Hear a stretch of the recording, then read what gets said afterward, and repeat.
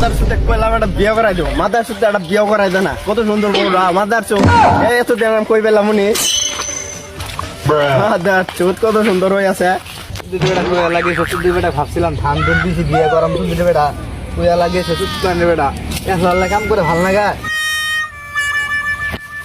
বাবা বাবা কি হয়েছে কেন দেখো কি হয়েছে মানে দহনা বিয়ে করছি গোলাম বেটা করছে কি ভাই বিয়ে করে বিয়ে করে আনছে।